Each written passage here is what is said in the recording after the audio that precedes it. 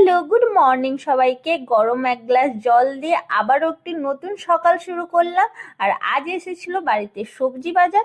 শীতের সবজি মানেই তো অনেক রকমের ভ্যারাইটি, সবুজে সবুজে আলাদাই ব্যাপার। আর শীতের সবজির যে টেস্টগুলো না, খুবই সুন্দর।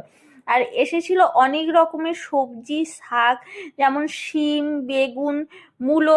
এখন তো মূলো থাকবেই, শীতকাল মানেই তো মূলো থাকতেই হবে।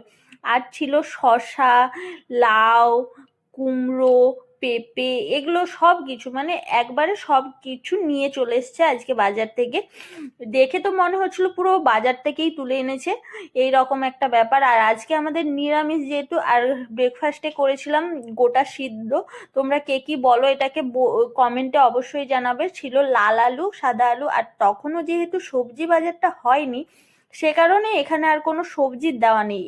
মুগ কলাই দিয়ে শুধু সিম্পল শুকনো লঙ্কা, তেল, একটু জিরে দিয়ে ফোড়ন দিয়ে এই ডালটা করা আছে। আর সঙ্গে ছিল শসা, গাজর, মূলো, আর মটরশুঁটি, ছোলা আর নারকেল।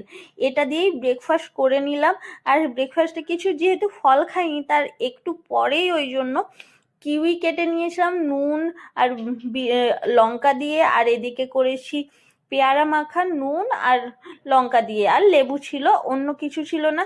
তারপর স্নান করে আজকে স্পেশাল নিরামিষ মেনু দেখো, রয়েছে ভাত, করলা সিদ্ধ, লাল শাক। লাল শাক আমার মতো কে কে খেতে ভালোবাসো অবশ্যই কমেন্টে জানাবে। আর ছিল ছোলা দিয়ে কুমড়োর তরকারি, আর ছিল এটা ছোলার ডাল দিয়ে লাউয়ের তরকারি। আর সকালের যে ডালটা ছিল সেটাই দুপুরে খেয়ে নিলাম, একটু বেঁচে ছিল সেই জন্য। আর যেহেতু লাল শাক মাখিয়ে খেলে ভাতটা পুরো লাল হয়ে যায়, আমার খুব ভালো লাগে এভাবে খেতে, ওই জন্য এভাবে মেখে খাচ্ছিলাম। তারপর রেস্ট নিয়ে জিম চলে গেছিলাম। জিম থেকে আসার পর ডিনার বানাবো। এটা এই ফার্স্ট টাইম আমি এই রাগি আটা দিয়ে আর রুটি করব, যে কারণে প্রথমে মাখতে খুবই অসুবিধা হয়েছিল। এই দিয়ে আজকে ডিনার হলো। বাই, সবাই ভালো থেকো, রাধে রাধে।